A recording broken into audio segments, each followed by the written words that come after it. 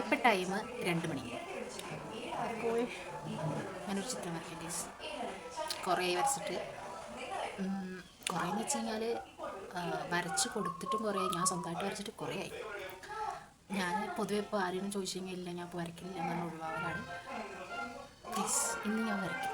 Okay, ഇന്ന് ഞാൻ വരച്ച് കാണിച്ചിട്ടുണ്ട് ഗൈസ്. അപ്പോൾ ഞാൻ പോയിട്ട് പേനയും പേപ്പറിട്ട് സൗണ്ട് വരയ്ക്കാനും എടുത്ത് വന്നിട്ടുണ്ട്. ഞാൻ ഈ ഡയറിയിലാണ് കേട്ടോ, സോറി, ഈ ഡയറിയിലാണ് ഞാൻ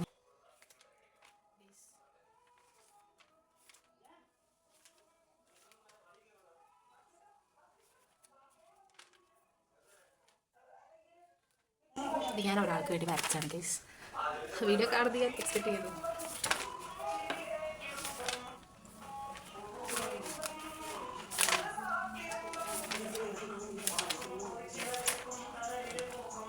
ഓൾസോ നീ വേറെ കുറച്ച് അതൊക്കെ എഴുതിയിട്ടുണ്ട്.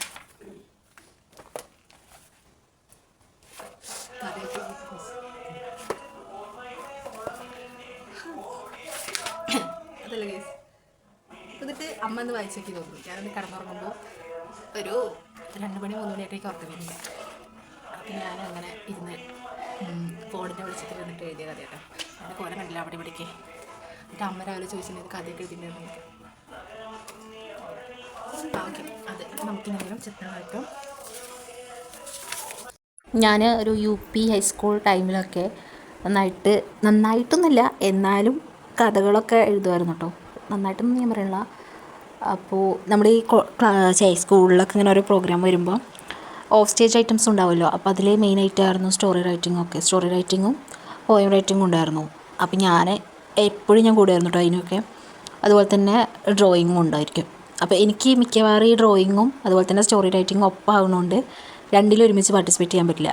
അപ്പോൾ ഞാൻ ഡ്രോയിങ് അത്രയ്ക്ക് അങ്ങോട്ട് ഇതില്ലാത്തതുകൊണ്ട് ഞാൻ എപ്പോഴും സ്റ്റോറി റൈറ്റിങ്ങിന് മാത്രമായിരുന്നു കേട്ടോ പോയിട്ടുണ്ടാവുക. ആദ്യം എന്ന് പറഞ്ഞു കഴിഞ്ഞാൽ ഞാൻ എപ്പോഴും ലൈബ്രറിയിലായിരിക്കും. അങ്ങനെ അധികം പുറത്തു കൂടി ഇറങ്ങി നടക്കുന്ന ഒരാളായിരുന്നില്ല. 7ാം ക്ലാസ്സിൽ, ഐ തിങ്ക് 7ാം ക്ലാസ്സിലെത്തിയപ്പോൾ ലൈബ്രറിയനായിരുന്നു. അപ്പോൾ ഞാൻ ഫുൾ ടൈം ഈ ലൈബ്രറി അതിൻ്റെ ചുറ്റുപാടും അങ്ങനെ പറഞ്ഞിട്ട് നടക്കുമായിരുന്നു കേട്ടോ. എനിക്ക് ഭയങ്കര ഇഷ്ടമായിരുന്നു ഈ ലൈബ്രറിൻ്റെ ഉള്ളൊരു ഓൾമോസ്റ്റ് എല്ലാ ഷെൽഫിൽ കൂടി ഇങ്ങനെ പോയിട്ട് ഇങ്ങനെ നോക്കുമായിരുന്നു കേട്ടോ ഓരോ ബുക്കുകളും ഇതൊക്കെ. എനിക്ക് ഭയങ്കര കൗതുകം അതുപോലെ തന്നെ ഭയങ്കര ഇഷ്ടമായിരുന്നു ബുക്കുകളോട് കൂടി അങ്ങനെ ഇരിക്കാൻ വേണ്ടിയിട്ട്. ഞാൻ പറയുന്നത് നമ്മുടെ നോർമൽ പഠിക്കുന്ന ടെക്സ്റ്റ് ബുക്കിൻ്റെ കാര്യമല്ല കേട്ടോ. ഈ നോവൽസ് അതുപോലെ തന്നെ ചെറിയ ചെറിയ കഥകൾ, അങ്ങനത്തെ ഇംഗ്ലീഷിൻ്റെയൊക്കെ ചെറിയ ഫിക്ഷൻ ടൈപ്പൊക്കെ ഉണ്ടാവുമല്ലോ, അങ്ങനത്തെയൊക്കെ എനിക്ക് ഭയങ്കര ഇഷ്ടമായിരുന്നു. എന്നിട്ട് ഞാൻ ആഴ്ചയിൽ ഒരു 3 ബുക്കൊക്കെ എടുത്തിട്ട് വീട്ടിൽ പോകും. പക്ഷേ വീട്ടിൽ പോയി കഴിഞ്ഞാൽ എനിക്ക് വായിക്കാനൊരു മൂഡുണ്ടാവില്ല. അപ്പം ഞാനങ്ങനെ വായിക്കില്ല. പക്ഷേ ക്ലാസ്സിൽ വന്നു കഴിഞ്ഞാൽ ഉച്ചയ്ക്ക് കിട്ടുന്ന ടൈമൊക്കെ ഞാൻ മിക്കവാറും ഞാൻ പോയിരുന്ന് വായിക്കും കേട്ടോ. അപ്പോൾ അങ്ങനെ അത് വായിക്കുന്നതുകൊണ്ട് തന്നെ എനിക്ക് അത്യാവശ്യം എഴുതാനും അങ്ങനെ വയ്ക്കുമായിരുന്നു. നമ്മൾ ഓരോ ക്യാരക്ടേഴ്സിനും ഒക്കെ പുതിയ പുതിയ പേരൊക്കെ കൊടുത്തിട്ട് ഞാൻ വീട്ടിലിരിക്കുമ്പോൾ എഴുതുകയൊക്കെ ചെയ്യായിരുന്നു കേട്ടോ. എന്നിട്ട് അതൊക്കെ ഇങ്ങനെ ഓരോ അമ്മേനെ കൊണ്ടൊക്കെ വായിപ്പിക്കും. അങ്ങനെയൊക്കെ ആയിരുന്നു ചെറുപ്പത്തിൽ. പറഞ്ഞു നമ്മുടെ ചിത്രം എന്തായാലും കംപ്ലീറ്റ് ആയിട്ടുണ്ട്. പെട്ടെന്ന് വരച്ചാട്ടോ. അപ്പോൾ ഇത് ഞാൻ ഓൾറെഡി ഇത് ഈ ഒരു പിക്ചർ റെഫർ ചെയ്തിട്ടുണ്ടായിരുന്നു, ചെറുതായിട്ട് ലൈന് വരച്ചിട്ടുണ്ടായിരുന്നു. അതൊന്ന് കംപ്ലീറ്റ് ചെയ്യാൻ പറ്റിയിട്ടുണ്ടായിരുന്നില്ല. അപ്പോൾ എന്തായാലും ഇതന്നെ എടുക്കാമെന്ന് വിചാരിച്ചിട്ട് അങ്ങനെ ചെയ്താണ്. ഇത് എനിക്ക് തോന്നുന്നു ഞാൻ കൊറോണ ടൈമിൽ ഞാൻ കണ്ടൊരു ചിത്രമായിരുന്നു. ഇടവേളകൾ ആനന്ദകരമാക്കാൻ മമ്മി നമുക്ക് ഐസ്ക്രീം കൊടുക്കുന്നുണ്ട് ഗൈസ്. അപ്പോൾ 2 ഫ്ലേവർ ഉണ്ട്. ഒന്ന് കുഞ്ഞേച്ചിക്ക് എടുത്തേക്കാൻ പറഞ്ഞു. സോ ഗൈസ് നമ്മൾ ചോക്ലേറ്റും മമ്മി ഏതാണ് കണ്ടർ കോക്കനട്ട് എടുത്ത് ഗൈസ്. അങ്ങനെ നമ്മൾ ഇപ്പോഴത്തെ എൻ്റെ പേഴ്സണൽ ഫേവറേറ്റ് ക്യാമറ ഐസ്ക്രീം തന്നെ കേട്ടോ.